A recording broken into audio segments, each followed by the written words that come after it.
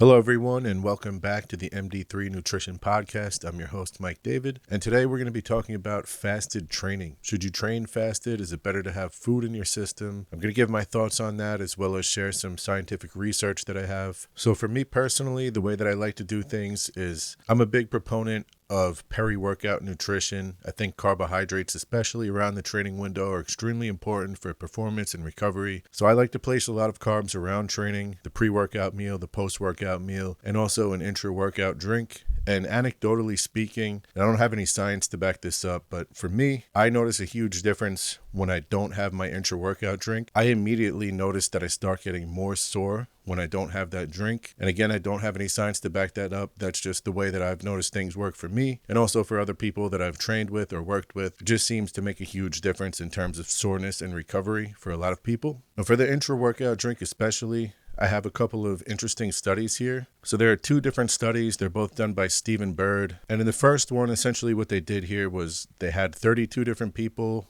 fast for 4 hours, and then they performed a single bout of training, resistance training, and they broke the people up into 4 different groups. One of those groups took a carbohydrate solution during their workout. Another group took some EAAs. Another group took combined carbohydrates and EAAs. And another group took a placebo. They collected blood samples throughout the exercise, immediately after exercise, and 15 and 30 minutes after the exercise bout was over. And they measured testosterone, cortisol, growth hormone, insulin, and glucose. Now, in both of the groups that consumed carbohydrates, insulin and glucose were both elevated above baseline, which is obviously expected if you're consuming carbohydrates. But the interesting thing here was that the placebo group saw their cortisol spike within 30 minutes of the workout, 105% at its peak. And in both of the groups that consumed carbohydrates, the cortisol after their workout was actually lower than their baseline. And we know that cortisol has a direct correlation with muscle protein breakdown, so we definitely don't want it elevated around our training window. So having the decreased cortisol and also increased insulin and glucose levels is going to not only slow down muscle protein breakdown, but also elevate muscle protein synthesis because you have that insulin there, which is able to uptake amino acids and glucose into your cells, which is what we want when we're trying to grow muscle. And then the second study was a follow-up study to the first one. And instead of just doing a single bout of training, they measured 32 people over the course of 12 weeks. They split them up into the same groups, so a carbohydrate group, EAAs group, a combined carbohydrate and EAAs group, and a placebo group. And we noticed the same thing in cortisol, but what's interesting about this study is they actually measured cross-sectional muscle fiber area, and they measured type 1, type 2A, and type 2B. And essentially, the groups that consumed the carbohydrates during their workout had the largest increase in muscle fiber size over the course of these 12 weeks. So to put it simply, consuming carbohydrates during your workout, at least according to this study, helps you grow more muscle. So it would seem logical that training with carbohydrates instead of training fasted is going to be better for muscle growth long term.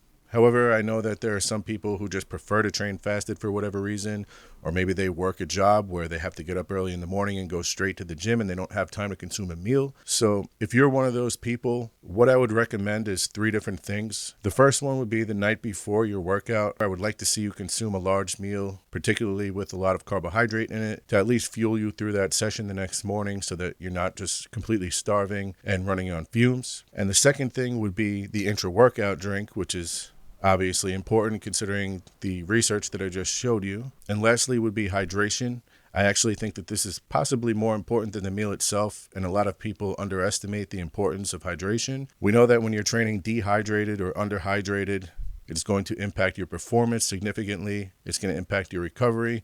It's going to increase your injury risk. So if you're going to be training fasted, I would at least make it a point to hydrate before your workout. I'd like to see you consume about 64 ounces of water before you go to the gym in the morning. I know it sounds like a lot, but it's really not that hard. It's 4 water bottles. I'm going to link the 2 studies that I showed on the screen in the description below, so feel free to check those out for yourself. And if you have any questions, comments, or concerns, feel free to drop a comment below. If you want to see more videos like this, like, share, and subscribe, and all that good stuff. And if you want to help support me, you can check out my training programs, ebooks, coaching plans, etc. at md3nutrition.com.